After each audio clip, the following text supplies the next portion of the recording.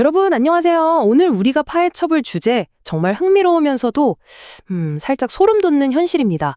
바로 우리가 매일 밥상에서 마주하는 쌀, 빵, 채소 같은 식량 공급망 뒤에 숨겨진 거대한 모순에 대한 이야기인데요. 자, 본격적으로 들어가 볼까요? 오늘 알아볼 핵심 주제는 농업의 역설, 늘어나는 인구와 줄어드는 농지입니다. 우리가 직면한 딜레마는 아주 명확하죠. 인류의 농업 기술은 지금 최고조에 달했다. 네, 맞습니다. 우리 그 어느 때보다 똑똑하고 효율적으로 농사를 짓고 있잖아요. 그런데 말이죠. 겉보기엔 첨단 기술로 모든 식량 문제가 해결된 것 같아 보여도 여기엔 정말 거대한 하지만이 숨어 있습니다. 사람은 엄청나게 늘어나는데 정작 농사 지을 땅은 턱없이 부족하고 심지어 계속 줄어들고 있다는 거. 이게 오늘 이야기의 진짜 핵심입니다. 자, 이 다가오는 거대한 문제를 제대로 이해하려면 우리가 지금까지 얼마나 잘해왔는지 그 빛나는 과거를 먼저 짚어봐야겠죠?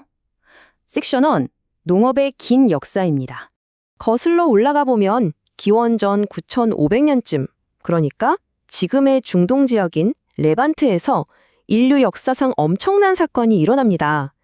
숲을 헤매며 사냥과 채집을 하던 사람들이 이젠 그냥 한 곳에 정착해서 직접 길러 먹자라고 결심한 거죠.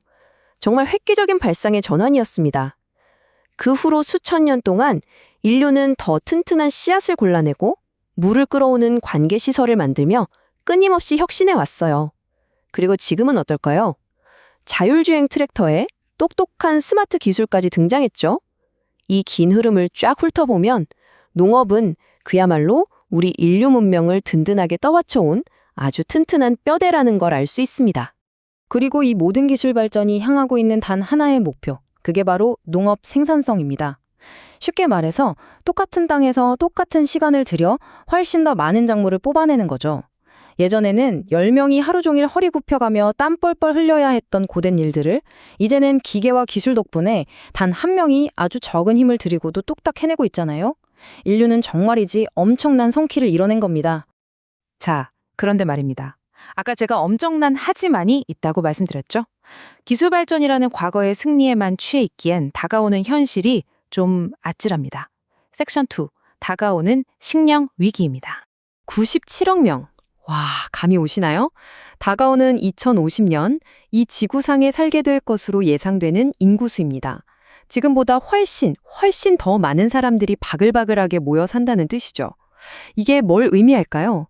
직관적으로 생각해서 우리가 먹여 살려야 할 입이 그만큼 엄청나게 늘어난다는 겁니다. 아무리 농업 기술이 날고 긴다 해도 이 폭발적인 인구 증가 앞에서는 기술 하나만 덜렁 믿고 있을 순 없다는 거죠. 그래서 우리가 마주해야 할 또 다른 충격적인 숫자가 바로 70%입니다. 이 97억 명의 수요를 넉넉히 채워주려면 현재 전 세계 식량 생산량에서 무려 70%를 더 늘려야 한대요. 지금 당장 여러분이 매일 드시는 식탁 위에 음식량을 떠올려 보세요. 거기에 70%를 매번 더 만들어내야 하는 겁니다. 그것도 전 지구적인 규모로요? 진짜 어마어마한 과제 아닌가요?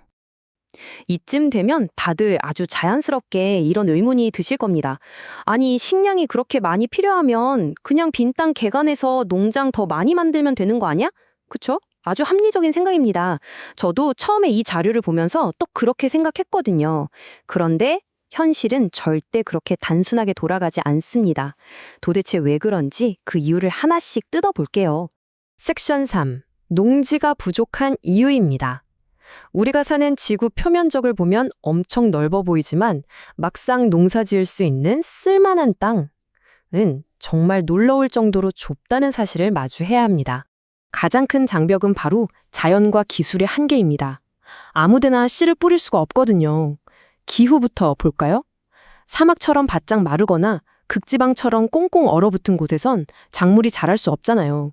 지형도 아주 중요하죠. 깎아지른 절벽이나 비탈길에 트랙터를 몰고 갈 수는 없으니까 무조건 평평한 땅이 필요한데 이런 땅이 생각보다 귀합니다.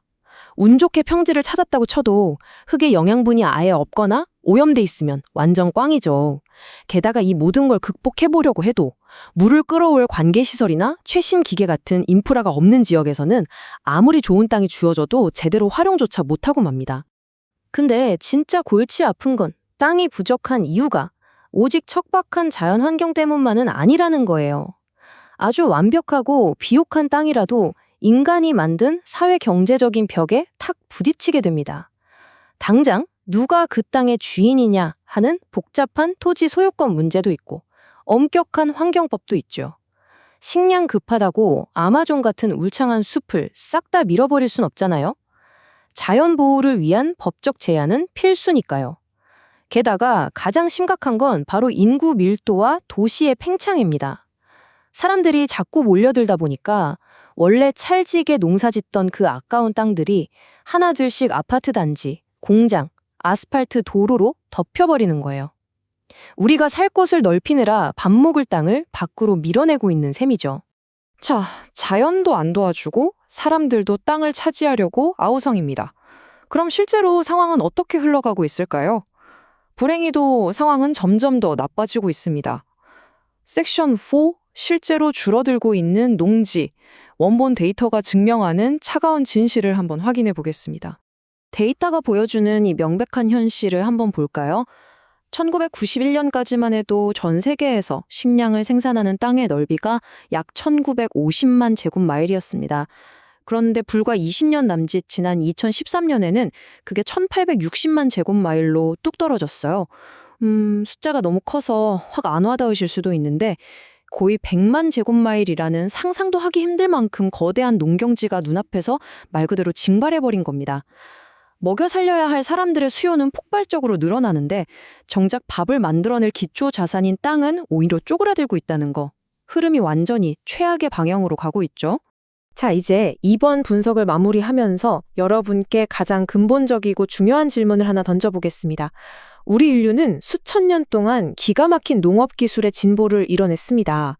하지만 그 찬란한 성공 이면에는 97억 명을 향해 달려가는 폭발적인 인구, 그리고 자연적이고 사회적인 이유로 계속해서 깎여나가는 농지라는 서늘한 현실이 도사리고 있습니다.